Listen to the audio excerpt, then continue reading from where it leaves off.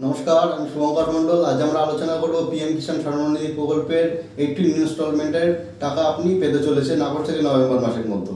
তাহলে এই ইনস্টলমেন্টের টাকাটি কোন কৃষকরা 4,000 টাকা পাবেন, কোন কৃষকরা 2,000 টাকা পাবেন, কোন কৃষকরা এবার 6,000 টাকা পাবেন, আজকের বিষয়বস্তু আমাদের এইগুলো।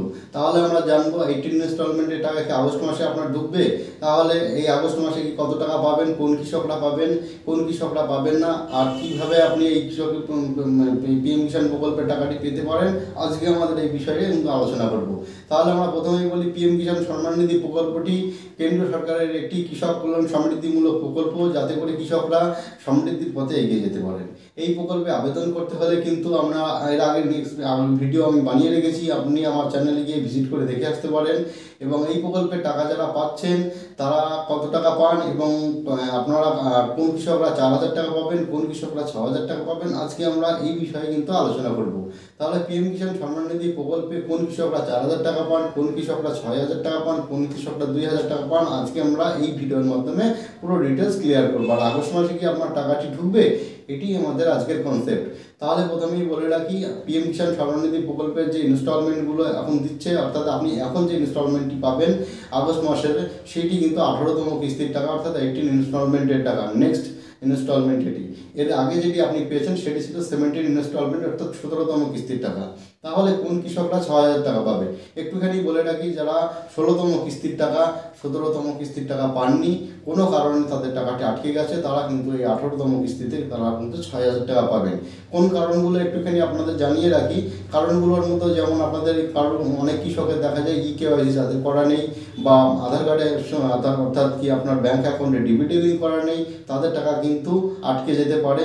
সেই সকল কৃষকরা এই সমস্যাগুলো সমাধান করে নিলে কিন্তু তাদের ব্যাঙ্ক অ্যাকাউন্টে 6,000 টাকা কিন্তু ক্রেডিট হবে এই 18 ইনস্টলমেন্টে। আর যে সকল কৃষকদের টাকা 18তম কিস্তির টাকাটি আপনার 17তম কিস্তির টাকাটা আপনারা পাননি, কোনো কারণে আটকে গেছে, অর্থাৎ ইকেওয়াইসি করা নেই বা ডিবিটি লিঙ্ক করা নেই, সেগুলো কিন্তু করে নিলে, কোনো সমস্যা থাকলে সেই সমাধানটা করে নিলে কিন্তু আপনারা 18তম কিস্তিতে 4,000 টাকা পাবেন।